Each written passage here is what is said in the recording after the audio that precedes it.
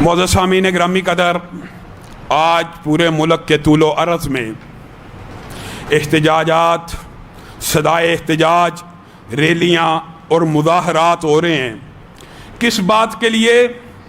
ایک ملعون آصف علوی نامی اسلام آباد دارالخلافہ، دارالحکومت این پرائم منسٹر کی ناک کے نیچے زلفی بخاری، علی زیدی، فواد چودھری اور اس طرح کے حواریوں کی ایما کے اوپر اس بدبخت نے، اس بے غیرت اور بے ضمیر انسان نے حضرت ابو بکر کے بارے میں کفر کا فتویٰ لگایا۔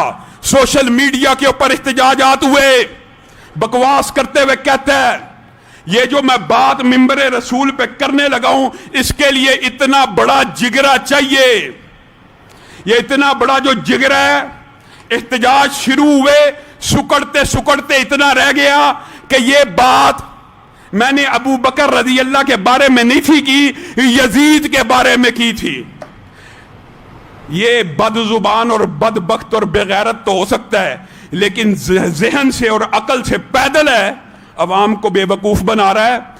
کون سی بطول، کون سی فاطمہ یزید کے دور میں زندہ تھیں؟ کون سی فاطمہ اور بطول یزید کے دربار میں جا کے باغ فدق کو مانگ رہی تھیں؟ یہ ساری کی ساری کہانی کس لیے گڑی گئی کہ یہ جو مافیا میری سرپرستی اور پشت پناہی کر رہا مجھے بچا لے گا۔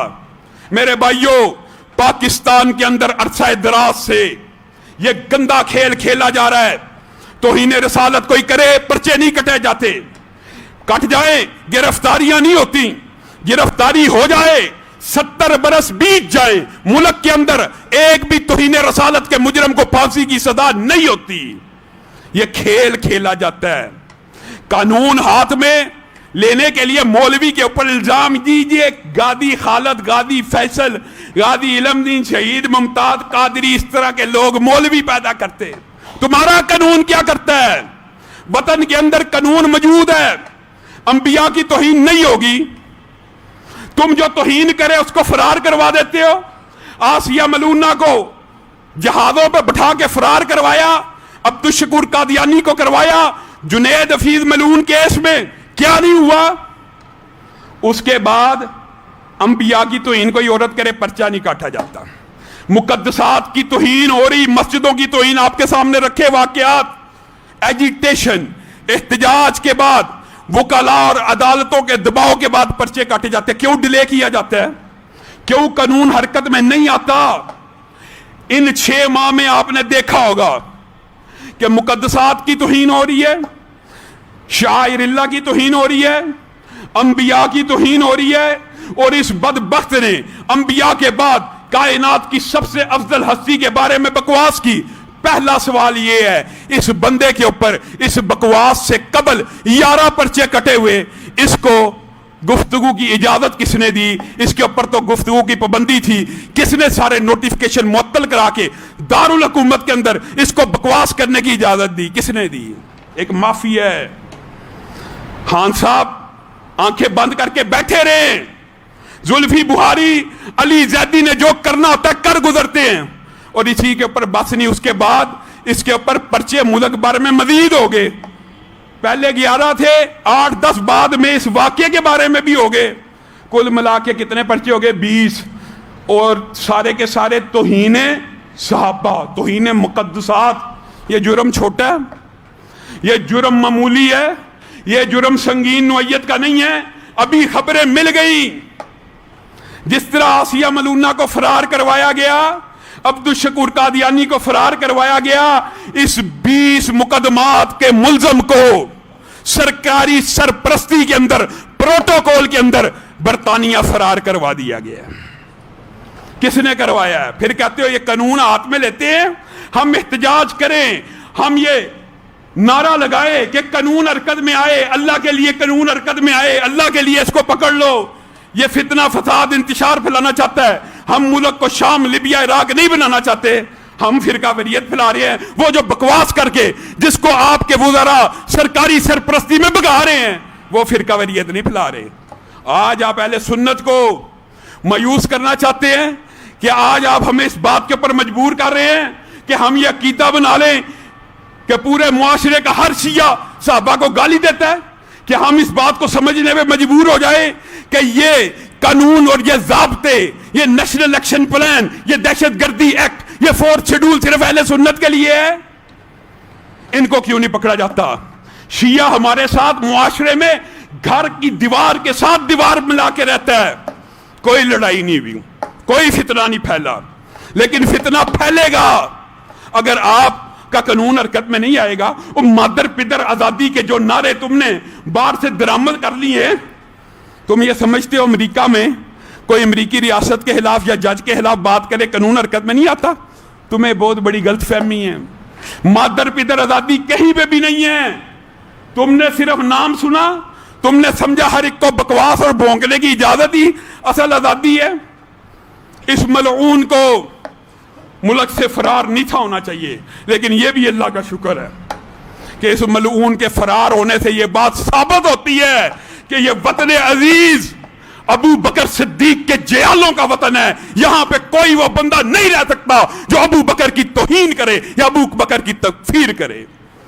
اور ہم سے بات کرتے ہو، ہم کہتے ہیں مسلمانوں کی تکفیر کرنے والا کافر ہو جاتا ہے۔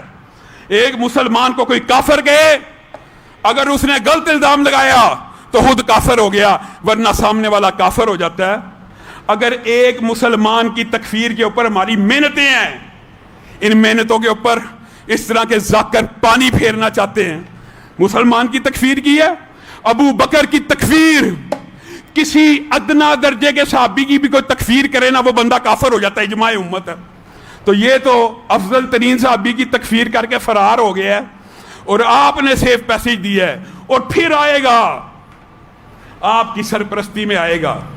آپ اس وطن کو شام، لیبیا اور عراق بنانا چاہتے ہیں، کہ آپ چاہتے ہیں معاشرے میں جو امن و امان اور سکون کی فضا ہے۔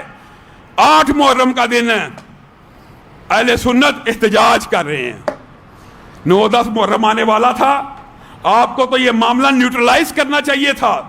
جلتی پر تیل پھینکنے کی بجائے، او خدا را کوئی حکومت میں ایسا ہے جو اس کے اوپر پانی پھینکے؟ کس کی حکومت ہے؟